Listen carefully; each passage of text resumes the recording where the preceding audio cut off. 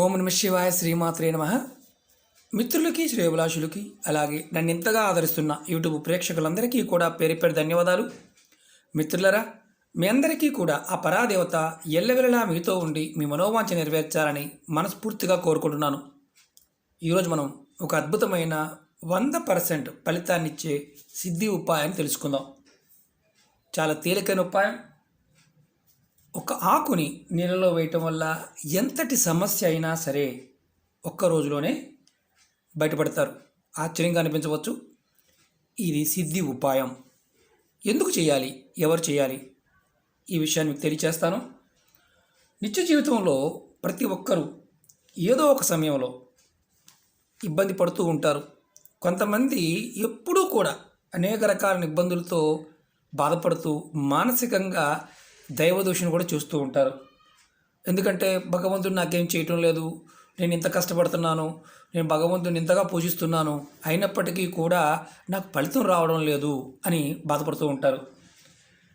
సమస్యలతో ఇబ్బంది పడుతున్నవారు అది కూడా ఎలా ఉంటాయంటే అనుకూలంగా ఉన్నాయి అనిపించినది కూడా సమస్యగా మారుతూ ఉంటుంది. అలాగే కుటుంబ సంబంధ సమస్యలు, బయట వ్యక్తుల వలన అంటే మూడో వ్యక్తి వలన సమస్యలు, ఉద్యోగానికి సంబంధించిన సమస్యలు, అలాగే వ్యాపారానికి సంబంధించిన సమస్యలు, ఈ విధంగా అనేక రకాలైన సమస్యలు ఇబ్బంది పడుతూ ఉంటాం. ఒక్కొక్కసారి మనం వీటిని ఏ విధంగా బయటపడాలో కూడా మనకు తెలియదు. అంటే మనం ఎందుకు అసలు ఆ సమస్య ఎందుకు వచ్చింది, మనకు సంబంధం లేని విషయం కదా, మనం ఎందుకు ఇందుట్లో బాధపడుతున్నామో అని కూడా అనుకుంటూ ఉంటాం. ఎంత పెద్ద సమస్య అయినా సరే మనం బయటపడడానికి ఈ చిన్న ఉపాయం, ఖర్చు లేని సిద్ధి ఉపాయం అద్భుతంగా పనిచేస్తుంది.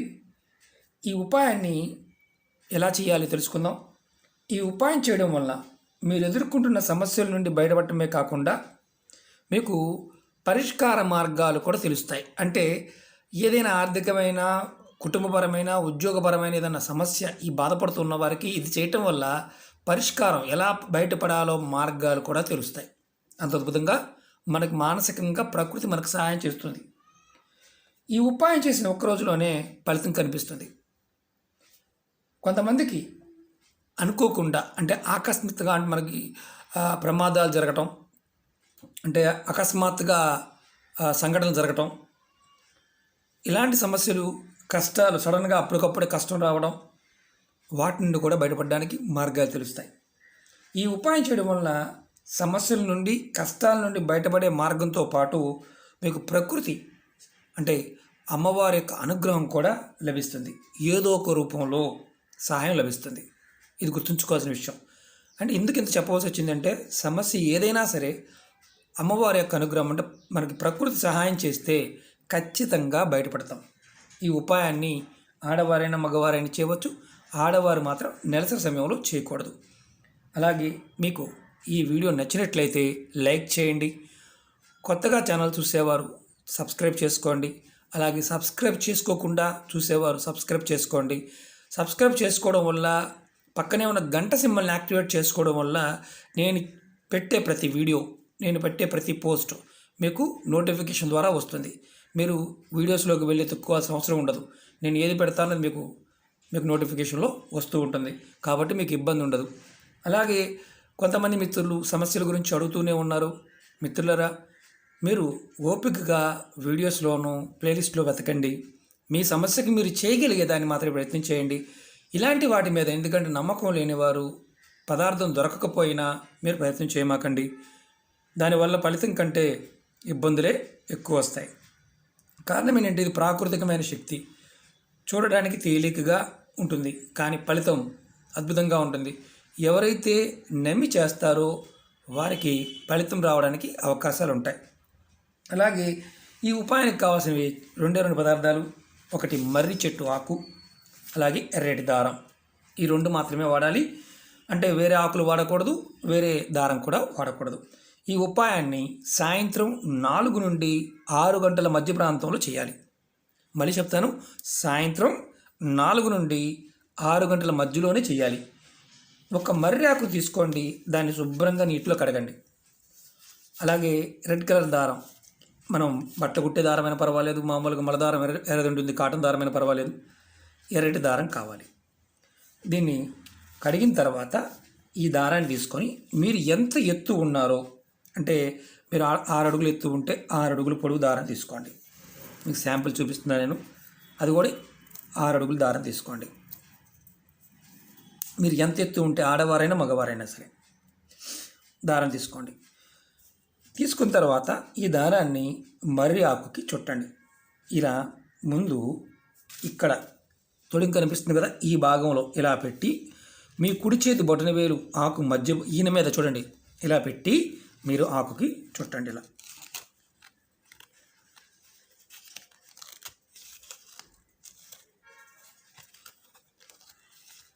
దగ్గరికి పెట్టి చుట్టిన పర్వాలేదు, ఇబ్బంది లేదు. ఇలా చుట్టండి. ఇలా మీరు ఎంత పొడుగున్నారో అంత పొడుగు దారం తీసుకొని ఇలా చుట్టండి.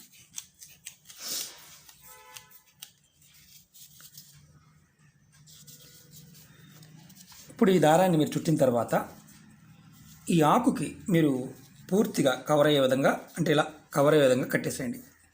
ఎందుకంటే పచ్చి ఆకు కాబట్టి డ్యామేజ్ అవ్వదు. ఇలా మడత పెట్టి కూడా కట్టవచ్చు, ఇబ్బంది లేదు. పూర్తిగా కవర్ అయ్యే విధంగా ఇలా చిన్నగా మడత పెట్టి కూడా కట్టవచ్చు, ఇబ్బంది లేదు. కానీ ఇలా ముందు మొదలుపెట్టినప్పుడు మీ బొటన వేలు ఆకు మధ్య సెంట్రల్ ఈయనలో పెట్టి కట్టుకోవాలి. అది మీరు గుర్తుంచుకోండి. తర్వాత మీరు ఈ దారం చుట్టిన ఆకుని మీ కుడి చేతిలో ఇలా పట్టుకొని మీరు ఏదైతే సమస్యతో బాధపడుతున్నారో, సమస్యతో ఇబ్బంది పడుతున్నారో ఆ సమస్య నుండి బయటపడాలి అని మనసులో కోరుకోండి. ఆ తర్వాత ఈ ఆకుని మీ తలపై నుండి కిందకి 7 సార్లు తిప్పుకోండి. ఎలాగో చూపిస్తాను, అది కూడా మీకు వేసి చూపిస్తాను. అనుమానం ఉండవు అని మీకు చాలా వరకు ఏంటంటే కొన్ని సందర్భాలు అనుమానాలు ఉంటాయి.